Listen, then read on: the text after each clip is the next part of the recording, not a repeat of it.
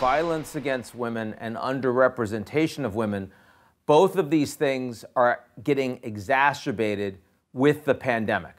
Much more violence against women worldwide, especially, and many of them being trapped in homes, effectively, environments where they can't escape it. And secondarily, women are absolutely getting hit much worse in terms of unemployment, layoffs, furloughs, and all the rest, when they're already doing so much of the work in the informal economy. When you look at what's happened with the pandemic and the response, how has that affected your job? How has that affected your outlook on the world for women? It's certainly been a setback. I mean, it was not like we had made grand progress, but the limited progress is being compromised. Women in the labor market, we could be going back to a situation where a woman's place is at home and a man's place is at work. That needs policy interventions in order for countries to be conscious about not developing an architecture of the labor market that is for men. Girls' education, we had made not perfect progress, but it was going the right way in many countries. The many children who did not go back to school after the pandemic in many countries are girls, and they have not gone back in some cases because of pregnancies, which is not from consensual sex, increase in trafficking, increase in child marriage. We estimate that about 11 million girls would not go back to school after the pandemic. So that's a big setback.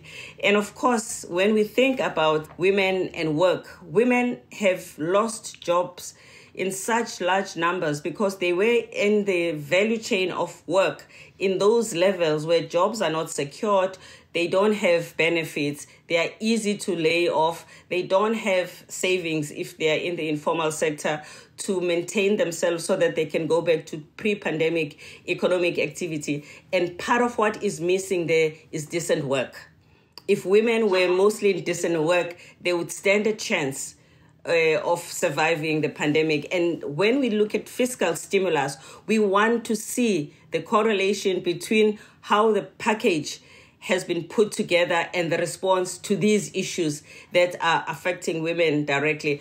I must say we're encouraged by the US package. It has a lot of the right things that we've seen, but there are a number of countries where the package is so gender blind, and we are having to make approaches to government to point that out and to make sure that we ask them to look at the package and make sure that they respond to the women as well. I was just about to ask you, with all the trillions of dollars being spent, including $1.9 trillion just approved in the United States, I mean, this is bigger than any kind of fiscal expansion in the U.S., frankly, since World War II.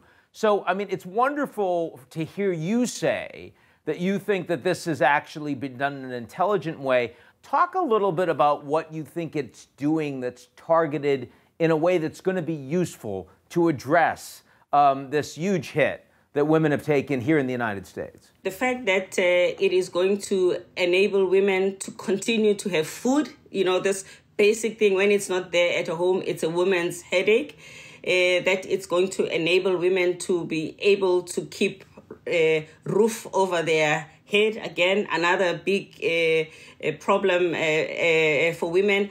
But only about 10% of the packages that have come out since the start of the pandemic have had a dedicated window that addresses the issue of women. So we are continuously engaging with governments about repurposing their packages so that they can respond to women.